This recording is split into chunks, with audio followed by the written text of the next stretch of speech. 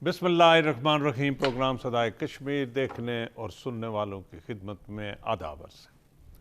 नाज़रीन, आज का ये प्रोग्राम मैं इस छोटे से वीडियो क्लिप से इसका आगाज़ करूँगा और मैं ये चाहूँगा कि ये वीडियो क्लिप देखने के बाद आप इस वीडियो क्लिप के हवाले से सोचें भी, और अगर हो सके मेरी दरख्वास्त है कि अगर हो सके तो इस पर अमल भी करें। और इस वीडियो जो ये दुनिया पर इस वक्त ये चल रही है, लोग देख रहे हैं, इसके हवाले से वो सोचो विचार कर भी रहे हैं और इस पर अमल के हवाले से भी कुछ न कुछ सोचो विचार महज़ब मुल्कों में जारी हो सारी है। देखिए, इस तस्वीर को कौन भूल सकता है। इस तस्वीर में साफ पता चल रहा है कि एक गिद्ध एक भूखी और करीबुल मर्ग बच्ची के मरने का इंतजार कर रहा है ताकि उसे नोच कर खा सके। ये तस्वीर एक साउथ अफ्रीकी फोटो जर्नलिस्ट केविन कार्टर ने 1993 में सूडान में कहत के दौरान खींची थी।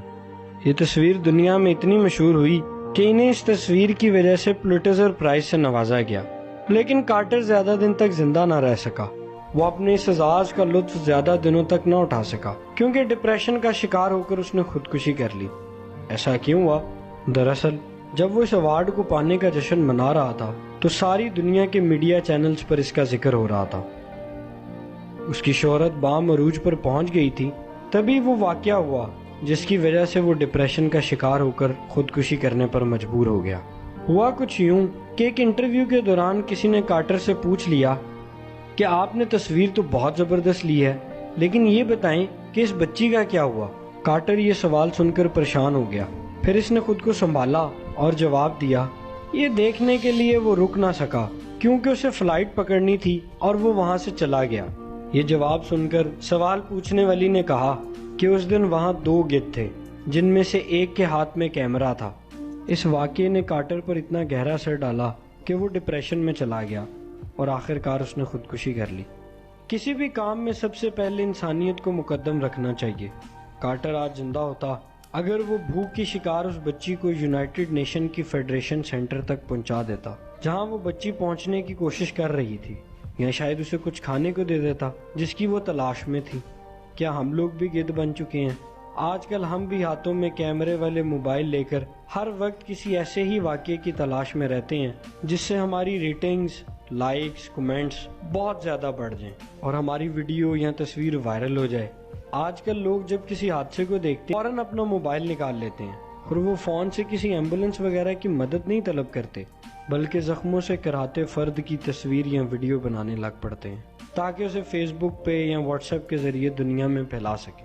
नाजरीन, ये है आज का हमारा ये पैगाम इस प्रोग्राम के हवाले से, और इस दरख्वास्त के साथ कि इस वीडियो को सुनकर इस पर गौर करें और फिर कोशिश करें कि आप इस पे अमल कर सकें। आज मेरे साथ जो इस प्रोग्राम के गेस्ट हैं, मेहमान हैं, जनाब मोहतरम राजा यासीन खान साहब, साबिक मशीर हुकूमत आज़ाद जम्मू कश्मीर, और उनके साथ हैं तजिया निगार हैं, अपने सीनियर साफ़ी हैं हमारे राजा उस्मान साहब।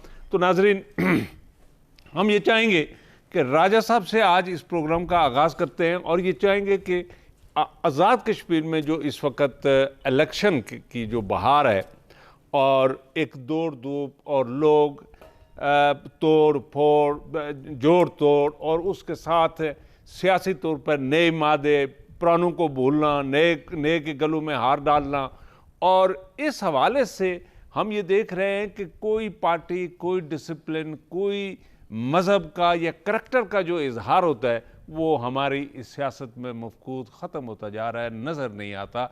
जो शरीफ लोग हैं वो भाग रहे हैं और इस वक्त जो सियासत का जो मैदान है, मेरा ख्याल है कि वह मुश्किल तरीन बनाया गया है और मुश्किल तरीन होता जा रहा है। मैं राजा यासीन साहब, जो मेरे नज़दीक बहुत ही महज़ब शरीफ इंसान है और सियासत में एक अरसा से इस शोबे में रहकर लोगों की खिदमत कर रहे हैं, मैं ये चाहूँगा कि उनसे पूछूँ कि टिकट तो आपको मिल गया वस्ती के हलका से और आप पहले भी वहाँ से जीत कर असम्बली में जा चुके हैं और मुस्लिम कॉन्फ्रेंस से आपका ताल्लुक़ है, और कभी भी आप टेम्पटेशन में, यानी इस جو اس وقت رائج الوقت جو طریقہ کار ہے کہ پرانی جماعت کو چھوڑ کر نئی جماعت کے پاس چلے جانا، جس کی امیدیں زیادہ ہوتی ہے جیتنے کے حوالے سے، اور پی ٹی آئی اس وقت سر فہرست ہے، تو میں یہ جاننا چاہوں گا، راجہ صاحب سے پوچھوں گا کہ کیا آپ کو آفر نہیں ہوئی کہ آپ بھی پی ٹی آئی میں شامل ہو کر تو وسطی کا ٹکٹ لیں اور وہاں سے الیکشن لڑیں اور یہ میک شور کر لیں کہ آپ نے اسمبلی میں پہنچنا ہے اور آپ نے منسٹر بھی بننا ہے؟ راج صاحب بڑی مہربانی، آپ تشریف لائے، بڑے مصروف تھے آپ.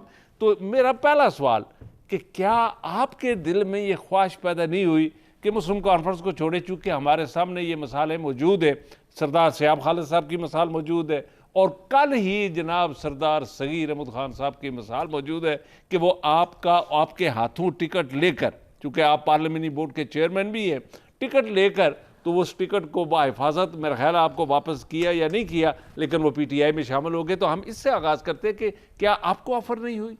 بسم اللہ الرحمن الرحیم. شاہ صاحب میں آپ کا بہت شکریہ ادا کرتا ہوں اور آپ کے نیٹ ورک کا بھی کہ آپ نے مجھے موقع دیا. شاہ صاحب جو آپ نے سوال کیا ہے یہ بڑا ریلیونٹ سوال ہے، لیکن اب اس سوال کی اہمیت یا اس کے جواب کی اہمیت کوئی نہیں رہی. جو آپ نے فرمایا نا سکہ راج الوقت جو اس وقت ہے وہ یہ ہے کہ کہاں سے مفادات آپ کو ملتے ہیں. آپ نے مفادات کو پرائرٹی نمبر 1 پہ رکھنا ہے اور باقی ساری چیزوں کو بھول جانا ہے. آپ نے مجھ سے پوچھا، مجھے پی ٹی آئی نے تو خیر آفر نہیں کی، لیکن مجھے اور کئی جماعتوں کی طرف سے مختلف اوقات میں آفر ہوتی رہی اور بڑے ذمہ دار لوگ مجھے کہتے رہے، ایسے مہربان دوست جن سے میرا بڑا گہرا تعلق تھا، کچھ ایسی شخصیات جن کی میں عزت اور قدر کرتا تھا، وہ مجھے کہتے رہے مختلف مواقع پہ. لیکن اللہ کا لاکھ لاکھ شکر ادا کرتا ہوں کہ مجھ جیسے کمزور گناہگار انسان کو اللہ تعالیٰ نے یہ ہمت اور استقامت دی کہ میرے پاؤں میں لغزش نہیں آئی. اور یہ بھی اللہ کا شکر ہے کہ میں نے مسلم کانفرنس میں جب میں شامل ہوا تو آپ کو معلوم ہے کہ ہمارے حلقے میں برادری قبیلے کے حوالے سے بات ہوتی ہے تو میری برادری کا اس وقت 2500 ووٹ تھا. اگر برادری کے حوالے سے بات کی جائے تو 2500 میں سے پول کتنا ہونا تھا؟ 1500 ہو جانا تھا، 1200 ہو جانا تھا. لیکن میں نے اس وقت آزاد کشمیر اسمبلی کا ہائیسٹ ووٹ لیا 26,000 ووٹ، جب ٹوٹل 53,000 ووٹ تھا. یہ اللہ کی مہربانی کے بعد میری جماعت کی مہربانی تھی اور میرے استاد، میرے لیڈر مجاہد اول کی شفقت تھی، ان کی رہنمائی تھی. تو میں کبھی بھی اس بات کو نہیں بھول سکا کہ مجھے اللہ کی مہربانی کے بعد مسلم کانفرنس سے عزت بخشی تو میں اس کی پیٹھ میں چھرا نہیں گھونپ سکتا تھا. میں نے ایسے لوگ بھی دیکھے اس سیاست میں جن کو مسلم کانفرنس ہے، بلکہ اور جماعتوں میں بھی آپ دیکھ لیں، بڑا نوازا، بڑی عنایات کی، یعنی آدمی حیران ہوتا ہے کہ جب انہوں نے طوطا چشمش کی تو 1 منٹ کی دیر نہیں لگائی. لیکن اللہ کا لاکھ لاکھ شکر ہے، میں سچی بات ہے، استقامت بھی اللہ کی اچھا راج توفیق صاحب کے ہمارے بغیر ساتھ چونکہ ٹیلی فون لائن پہ موجود ہیں، راجہ منصور صاحب ایڈیشنل سیکرٹری جنرل ہیں اور parliamentary board P T I کے وہ ممبر بھی ہیں اور اپنے حلقہ سے وہ الیکشن بھی لڑ رہے ہیں. راج صاحب السلام علیکم. راجہ منصور صاحب آپ سن رہے ہیں؟ اچھا جی ہم دوبارہ جی. تو میں راج صاحب آپ سے، راجہ یاسین صاحب یہ پارلیمنٹری بورڈ کے چیئرمین بھی ہیں مسلم کا، تو مجھے نظر اس سے بعد میں پوچھیں گے، لیکن آپ مجھے ذرا اپنا تجزیہ بتائیں مسلم کانفرنس کے حوالے سے اور پی ٹی آئی کے حوالے سے، چونکہ ہمارے ہاں اس وقت 2 جماعتیں، یعنی پی ٹی آئی بھی وہاں اس حلقے میں وسطی میں ہے اور اس وقت مسلم کانفرنس بھی ہے. تو پی ٹی آئی کے جو کینڈیڈیٹ ہیں سردار تنویر صاحب، وہ ان کا انفیکٹ جو حلقہ ہے وہ راولہ کوٹ یعنی پاچھی اور اس سے تعلق رکھتے ہیں، اور لیکن ان کو ٹکٹ یہاں ہمارے اس بستی سے دے دیا گیا ہے. دونوں کا کمپٹیشن ہے. میں ان کے حوالے سے بھی بات کروں گا کہ میں اگر ایز اے آبزرور بات کروں اور میں آئندہ فیوچر کو سامنے رکھتے ہوئے دیکھوں، آزاد کشمیر کی تعمیر و ترقی کے حوالے سے، انڈسٹری کے حوالے سے دیکھوں، میں 2 آدمیوں کو اگر میرا آپشن ہو کہ ووٹ دو کس کو، تو میں راجہ یاسین صاحب کو بھی ووٹ دوں اور سردار تنویر صاحب کو بھی ووٹ دوں، اس لیے کہ سردار تنویر صاحب نے ایک سکسیس سٹوری ڈیولپ کی ہے کہ یہاں ایک بڑا سینٹورس سینٹر بنایا ہے، 8-10 ہزار آدمی انہوں نے سعودی عربیہ میں لے کے گئے ہیں. ایک کامیاب ان کا ایک ٹریک ریکارڈ بڑا کامیاب ہے بزنس کے حوالے سے، پیسے کے حوالے سے، اور پیسہ اتنا بلک ہے کہ اب میرا خیال ہے کہ ان کو اب سمجھ نہیں آتی کہ اس کو کس طرح سے اس کے تصرف میں لایا جائے اور کس طرح سے اس کی یوٹیلائزیشن ہو. لیکن بہرحال ان کی بھی تو اب کیا دیکھ رہے ہیں کہ وسطی میں کون جیتے گا. ہمارے یہ راجہ صاحب بھی یہ شریف انسان ہیں, پیسے بھی نہیں ہیں, اور انہوں نے اپنا ٹریک ریکارڈ بھی بتا دیا کہ کتنے عرصے سے مسلم کانفرنس کے ساتھ وابستہ ہیں, اور کوئی بڑی امید بھی نہیں ہے کہ آنے والے الیکشن میں مسلم کانفرنس اپنی حکومت بنا سکے. میں سب سے پہلے شہزاد شکریہ. ذرائع تفنن میں یہ کہوں گا, جس طرح آپ نے وہ زبان پھسلن سے ہو جاتا ہے کہ راجہ تنویر الیاس صاحب, تو میں بھی جس طرح وہ ربلا کوٹ سے اٹھ کے آئے ہیں, تو میں بھی اگلے کسی دور میں شاید وہ اپنے نام کے ساتھ راجہ بھی لکھنا شروع کر دیں. کوئی پتہ نہیں ہے جس طرح اٹھ کے بندہ آ سکتا ہے اچانک, تصور بھی نہیں کیا جا سکتا نا کہ ایک بندہ ربلا کوٹ سے اٹھ کے آ کے حلقہ وسطی LA-15 سے الیکشن لڑے گا. تو سب سے پہلے تو میں آپ کو یہ بتاؤں کہ PTI کی یہ ہمیشہ یہ سیاست رہی ہے کہ وہ ایسے ATMs دیکھتے ہیں جن کے پاس جن میں اماؤنٹ زیادہ ہو. تو جس طرح رائے صاحب نے کہا کہ مجھے تو خیر PTI سے آفر نہیں ہوئی, تو وہ بڑے جو ATM ہیں ان کو آفر کرتے ہیں, جس طرح جہانگیر تین صاحب. اچھا میرے ساتھ راجہ منصور صاحب, السلام علیکم. وعلیکم السلام. راج صاحب, ناظرین ہمارے ساتھ راجہ منصور صاحب ہیں, پارلیمنٹری یہ PTI پارلیمنٹری بورڈ کے جو ممبر بھی ہیں اور ایڈیشنل سیکریٹری جنرل بھی ہیں, اور اپنے حلقہ سے الیکشن بھی لڑ رہے ہیں. اور ان کا حلقہ جو ہے مظفر آباد بڑا مشکل ترین ہے, چونکہ راجہ قیوم صاحب وہاں بڑے بڑے راجی جو ہیں جو جن کا بڑا وسیع تجربہ ہے الیکشن میں اور سیاست میں, راجہ ثاقب مجید صاحب بھی ہیں, اور ثاقب مجید صاحب بھی ہیں مسلم کانفرنس کے, وہ بھی ہے. تو راج صاحب موسٹ ویلکم, آپ نے ہمیں وقت دیا. میرے ساتھ راجہ یاسین صاحب بھی ہیں اور راجہ عثمان صاحب بھی ہیں اس پروگرام میں. ہم آپ کے حوالے سے اور اس سے شروع کریں گے کہ اس وقت PTI یعنی اور ہمارا جو آستانہ بنی گالا ہے, اس آستانے پہ ہمارے PTI کے چند ساتھی لوگ گئے اور انہوں نے احتجاج کیا ٹک ٹک کے حوالے سے.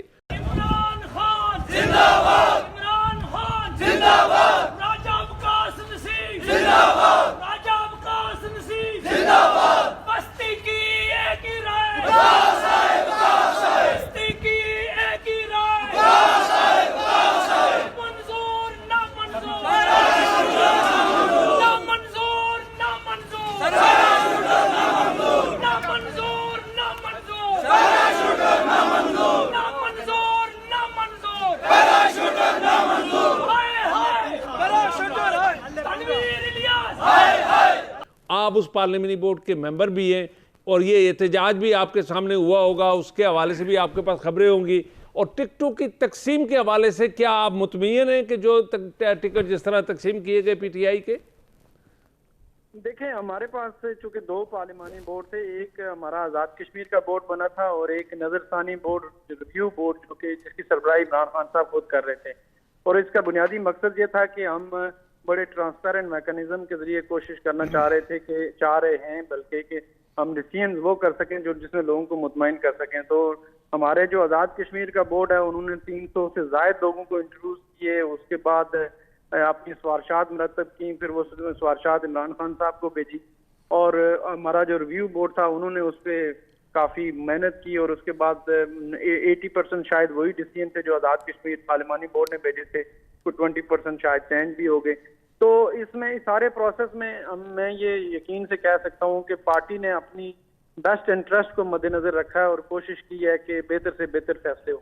کہیں کوئی کمی کوتاہی رہ جاتی ہے چونکہ آپ اچھا نہیں راج صاحب, ہمیں یہ بتا سکیں گے کہ سردار تنویر الیاس صاحب PTI میں کتنے عرصے سے ہیں, چونکہ ہمیں بھی علم ہو, عوام جنہوں نے کل ووٹ دینا ہے ان کو بھی پتہ چل سکے کہ کیا وہ راجہ وقاص نسیم ہے یا دیگر جو لوگ ہیں ان سے سینئر ہے, جونیئر ہے, کس کرائٹیریا کے تحت آپ نے ٹکٹ ان کو بھی دیا. اور ان کے جو چچا ہیں سردار صغیر صاحب جو پہلے ٹکٹ لے چکے ہیں مسلم کانفرنس کا, اور انہوں نے کوئی انٹرویو بھی نہیں دیا, پیسے اپلیکیشن بھی نہیں دی, ان کو بھی ٹکٹ آپ نے دے دیا. جی دیکھیں, تنویر الیاس صاحب معاون خصوصی ہیں اس وقت پنجاب, وزیر اعلیٰ پنجاب کے, اور وہ جب سے PTI کی حکومت تھی وہ پنجاب میں کام کر رہے ہیں.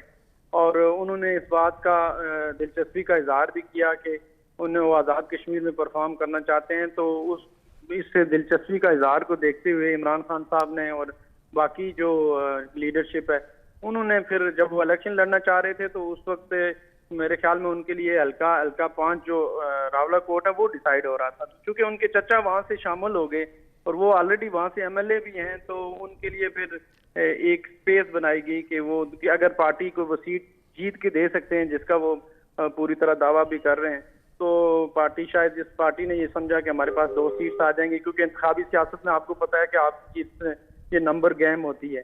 تو جہاں پہ اگر آپ کو نظر آ رہا ہو کہ یہ سیٹ جیتی جا سکتی ہے تو پارٹی کے پارلیمانی بورڈ اسپیشلی اپر بورڈ نے اس پہ کافی ریویو کیا اور دیکھا اور اس کے بعد یہ فیصلہ کیا. میرا کوشچن ہے راجہ منصور صاحب سے، آپ کو صرف حلقہ L15 جو ہے وہ لاوارث نظر آیا تنویر الیاس صاحب؟ وہاں آپ کی جو پی ٹی آئی کی قیادت ہے پہلے سے، جو لوگ 5 سال سے کام کر رہے ہیں، کارکنوں کو انٹیکٹ رکھا، محنت کی، تو ان کو یکسر آپ نے نظر انداز کر کے آپ کے پارلیمانی بورڈ نے یہ کس طرح فیصلہ کر لیا کہ وہاں کے جن لوگوں نے 5 سال 10 سال محنت کی ہے حلقے میں، ان کو نظر انداز کر کے ایک باہر سے اٹھا کے بندے کو آپ نے ٹکٹ دے دیا؟ دیکھیں، جس طرح میں نے پہلے کہا کہ 300 سے زائد لوگوں نے انٹرویوز دیے، تو ہر حلقے سے 15 سے 20 لوگوں نے بھی انٹرویوز دیے اور اپلائی بھی کیا، تو سارے کے سارے لوگوں کو تو ٹکٹ نہیں دیا جا سکتا. رائے صاحب ہمارے ساتھ رہیے گا، لائن پر رہیے گا. چھوٹا سا بریک لیتے ہیں ناظرین، واپس آئیں گے تو راجہ صاحب سے اسی نقطے پہ بات کریں گے اور ان سے یہ بھی پوچھیں گے کہ ان کے اپنے جو حلقے میں ان کی پوزیشن ہے وہ کیا ہے. وہ تو بتائیں گے کہ میں تو جیتنے والا کینڈیڈیٹ ہوں، لیکن بہرحال وہاں فیکچوئل پوزیشن کیا ہے وہ راجہ عثمان صاحب بتائیں گے، اور پھر ہمیں راجہ یاسین صاحب سے ان کے حلقے کے حوالے سے ڈیٹیل گفتگو کریں گے. Stay with us please.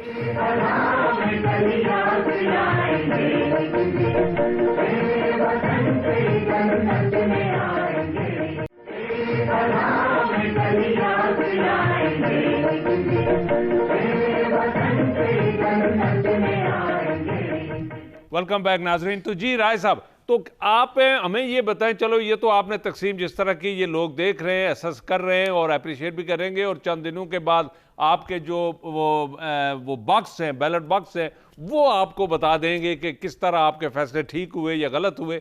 اچھا یہ بتائیں کہ آپ کے اپنے حلقے میں آپ کی صورتحال کیا ہے، اور آپ چونکہ بڑے سینئر پالیٹیشین کے ساتھ آپ کا مقابلہ ہے اور راجہ مسلم کانفرنس کا بھی ایک بڑا تجربہ کار وہاں کینڈیڈیٹ ہے، تو اس حوالے سے آپ کی اپنی امید کیا ہے کہ کس طرح سے آپ کی الیکشن کمپین جا رہی ہے؟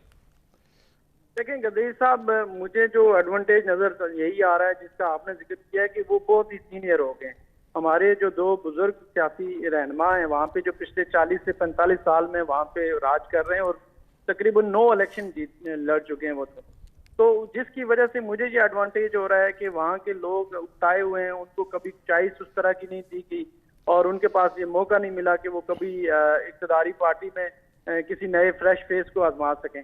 تو میری صورت میں انہیں ایک ایسا چہرہ نظر آ رہا ہے کہ جو اس سارے 40 سالہ سفر کو توڑ کے ایمرج کر کے تبدیلی آ سکتی ہے اس حلقے میں. تو کافی سارا لوگوں کا رجحان ہے. میں آپ کو یقین سے کہہ سکتا ہوں کہ کل میری 9 بجے کوالا میں وہاں پہ استقبال ہے. میں آپ کے ساتھ اس کے شیئر بھی کروں گا ڈیٹیل، تو پھر آپ کو نظر آئے گا کہ کس طرح لوگ چاہ رہے ہیں کہ وہاں کے حلقے میں تبدیلی ہو، کیونکہ یہ باریاں جو ہیں ان لوگوں ان سے تنگ ہیں لوگ. کبھی ایک آتا ہے کبھی دوسرا آتا ہے. لوگوں کو الجھایا ہوا ہے کہ راجہ اور چودھری. راج صاحب بہت مہربانی، آپ ہمارے ساتھ اس پروگرام میں شامل رہے. ہم انشاءاللہ اس خوشخبری کے ساتھ کہ آپ جیت کر وہاں آئیں تو ہم ایک ڈیٹیل پروگرام پھر آپ کے ساتھ کریں گے کہ آیا آنے والے زمانے میں اگر جیت گئے، آپ اسمبلی میں چلے گئے، تو کیا اسمبلی والوں کی یہ جو اسمبلی ممبران کی جو پینشن ہے اور ان کی جو معیارات ہیں، اور آپ کا وزیر اعظم جو 50 گاڑیاں لے کر مظفر آباد سے اسلام آباد آتا ہے، کیا ان میں اضافہ ہوگا یا کمی ہوگی؟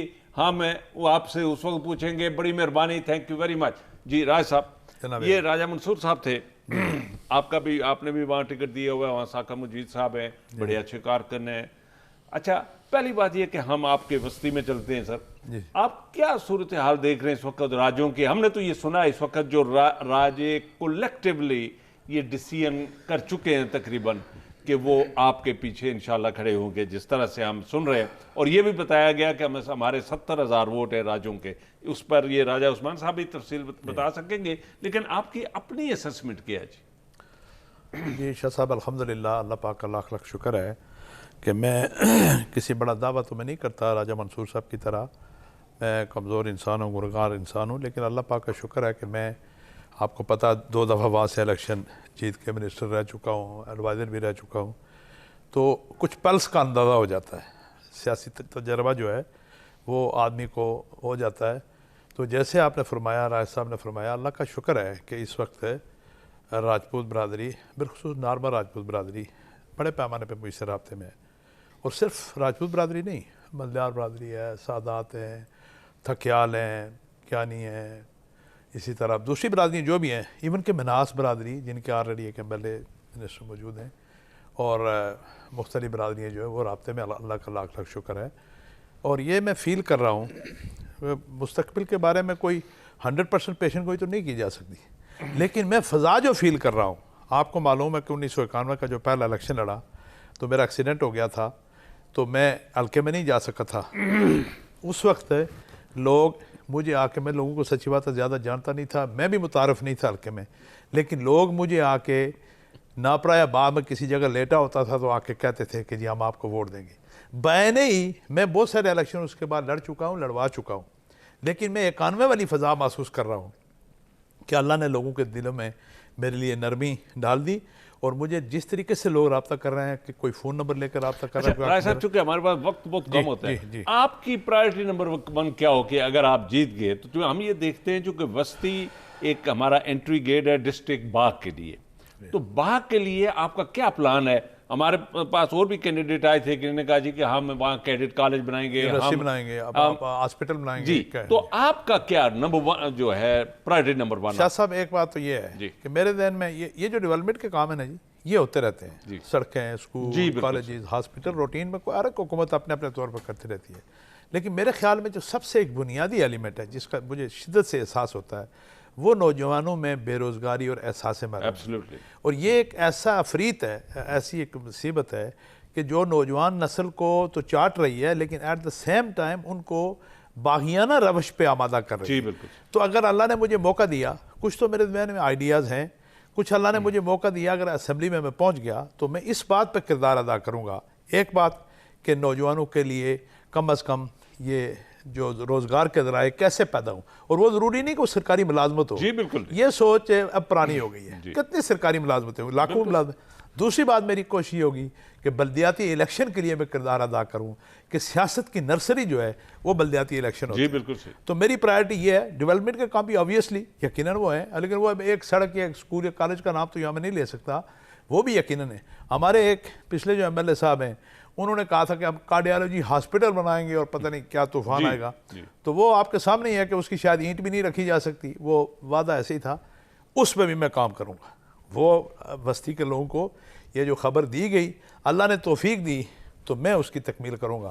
ڈیولپمنٹ کے اور بھی بہت سارے کام ہیں، لیکن بنیادی چیزیں جو میں نے 2 آپ کو بتائی. اور تیسری بات، بستی کے جو ووٹر ہیں 2 ادوار میں، یہ دور جو ابھی گزر رہا اور اس سے پچھلا، ایک ان کو بڑی شکایت رہی ہے کہ عزت نفس برے طریقے سے مجروح ہوئی. جی بالکل. اگر اللہ نے توفیق دی تو عزت نفس پال کروں گا.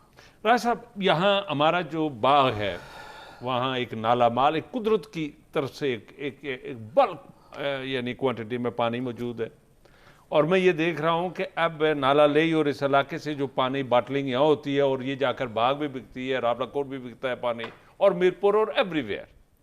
ہم آج تک کوئی ہمارا ایسا ویژنری کوئی پالیٹیشین نہیں جا سکا کہ باغ کی کسی کی جگہ پر کوئی باٹلنگ سینٹر وہاں منرل واٹر پیک یعنی وہاں یہ لگ سکتا.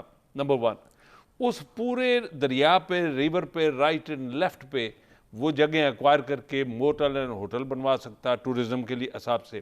یعنی ہمارے یہاں بہترین لوکیشنز ہیں اور اسلام آباد سے 2.5 اور 3 گھنٹے کا ڈسٹنس ہے، لیکن ہم وہاں ڈیولپمنٹ نہیں کر سکے. رائے صاحب اسی پر آپ آؤ، آپ کیا اگر آپ ایم ایل اے بن جائیں آپ باغ کے لیے کیا کریں گے اور کس طرح سے اس کو ڈیولپ کریں گے؟ جی سب سے پہلے جو مال کا آپ نے ذکر کیا، میں اس کا ذکر بھی یہاں کرنا چاہوں گا کہ آپ رن آف دا ریور وہاں اگر ہم بجلی پیدا کرنا چاہیں تو ہمارے پاس میرے خیال سے اتنا پانی ہے کہ اس کو ہم یوز کر کے پھر آگے لوگوں کے استعمال کے لیے چھوڑ سکتے ہیں. تو یہ بھی ایک اس پہ بھی غور کیا جا سکتا ہے.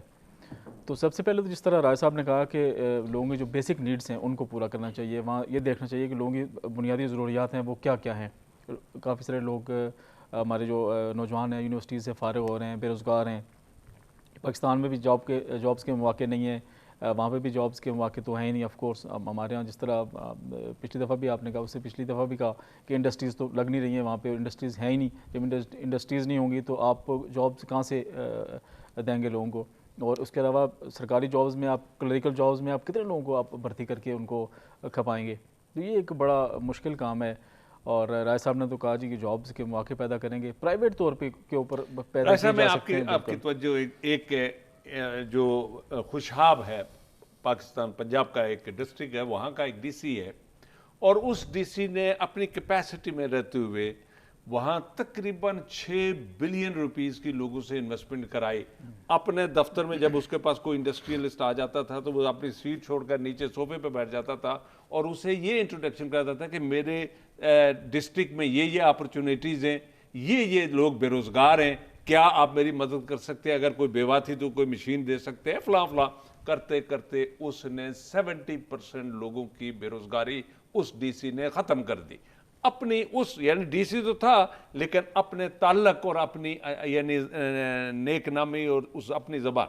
آپ سے میرا پہلا سوال یہ ہے, آپ ایم ایل ایز پینشن لیتے ہیں اور سردار خالد ابراہیم خان صاحب نے اس پر احتجاج بھی کیا اور آخر دم تک اس شخص نے اس پینشن کو نہیں لیا.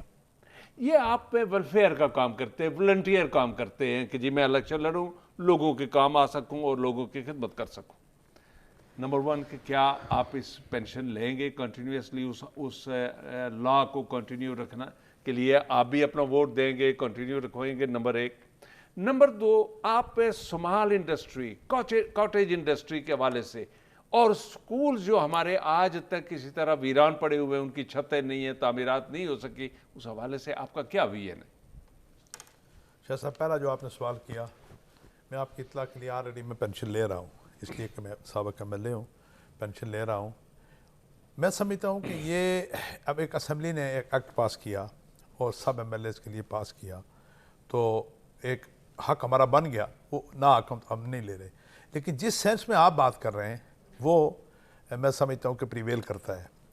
اگر کبھی یہ میں آپ سے وعدہ کرتا ہوں کہ اسمبلی میں کوئی ایسی تحریک پیش ہو, اور اللہ کرے میں اس اسمبلی میں ہوں, کہ یہ پینشن ختم کی جائے, تو میں اس میں اپنا ووٹ ڈالوں گا اسی بات کے حق میں کہ یہ پینشن ختم کی جائے. لیکن جب اویلیبل ہے تو فرینکلی اسپیکنگ میں تو لے رہا ہوں. یہ تو آپ کی آنیسٹ اوپینین. جی جی. دوسری بات آپ نے بتایا یہ اسکولوں وغیرہ کے حوالے سے, یہ ایرا اور سیرا نے کام کیا تھا زلزلے کے بعد. بہت سارے اسکول, کالجز, ہاسپٹلز, ڈسپنسریز بن گئیں, لیکن بہت سارا کام باقی رہ گیا اور وہ ختم ہو گئے, وہ چلے گئے وہ سارے لوگ. یہ بڑی ضرورت ہے. خود میرے اپنے گاؤں میں اور میرے اپنے حلقے میں بہت سارے اسکول ایسے ہیں جہاں کے بچے باہر دھوپ میں بیٹھ کے تعلیم حاصل کرتے ہیں بارش میں.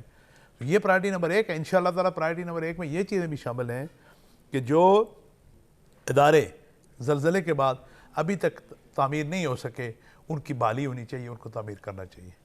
بالکل یہ بات ہے. جی میرا صاحب, اپنے ایک ویڈیو دکھاؤں گا کہ پرائم منسٹر جو انگلینڈ ہے وہ ٹرین کو پکڑنے کے لیے کس طرح سے بھاگ رہا ہے. Hi, Boris!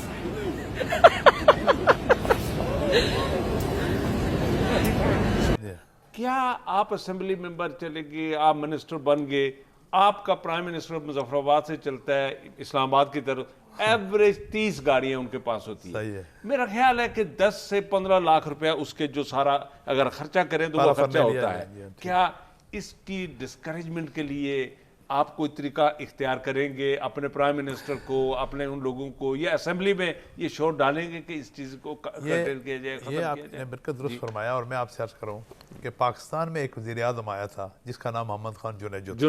بالکل صحیح. اس شخص نے سادگی کی روایت ڈالی تھی. بالکل اس نے بڑے بڑے فن خان, بیوروکریٹ اور بڑے بڑے اداروں کے جو لوگ تھے ان کو سوزوکی پہ بٹھا دیا تھا. بالکل. خود اس نے اپنے گھر میں, اور معراج محمد خان جو تھے, معراج خالد, ان دونوں نے سادگی کی روایت کا. معراج خالد بینگ پرائم منسٹر, یہ ادھر F6 میں کوٹھی میں, چھوٹی سی کوٹھی میں وہ رہتے تھے, انہوں نے پرائم منسٹر. یہ ہو سکتا ہے, پاسبل ہے. نہ کسی نے جنیجو کو آ کے کسی نے باہر سے آدمی نے مار دیا, نہ معراج خالد کو کسی نے مارا, وہ بینگ پرائم منسٹر اپنا وقت پورا کر گئے. یہ صرف ہماری سچی بات ہے, ذہنی غلامی کی بات ہے. ہم لوگ مرعوب ہوتے ہیں اور مرعوب کرتے ہیں کسی کو اپنی ٹھوٹ ہاں سے, گاڑیاں بہت زیادہ ہوں, ہٹو بچوں کا شور ہو, تو حالانکہ کوئی ایسی بات نہیں. میں جو موجودہ پرائم منسٹر ہیں قابل احترام ہیں, مجھے پتا ہے کہ کسی نے ان کو نہیں مارا, شریف آدمی ہے, انہوں نے کسی کا قتل تھوڑا ہی کیا ہوا ہے. جو سابقہ پرائم منسٹر تھے ان کو بھی کسی نے نہیں مارنا تھا. لیکن یہ ایک سچی بات ہے, انکلوڈنگ مائی سیلف پرہیپس, ہم لوگ ذہنی غلامی میں مبتلا ہیں کہ جب تک پروٹوکول ایوی نہ ہو, گاڑی کوئی آ کے نہ کھولے, تو ہمارے آخری میرے پاس 1 منٹ. آپ اس حوالے سے موجودہ آنے والے الیکشن کے حوالے سے آپ کس طرح کی حکومت دیکھنا چاہتے ہیں؟ ہمارے کس طرح سے آئیڈیل, جنرل حیات خان کا دور میں رکھا ہے, آپ نے نہ دیکھا ہوگا, راج صاحب نے دیکھا ہے, کیا इस किस्म का कोई हुक्मरान आइंदा फिर हमारे यहाँ उस आज़ाद कश्मीर में आ सकता है?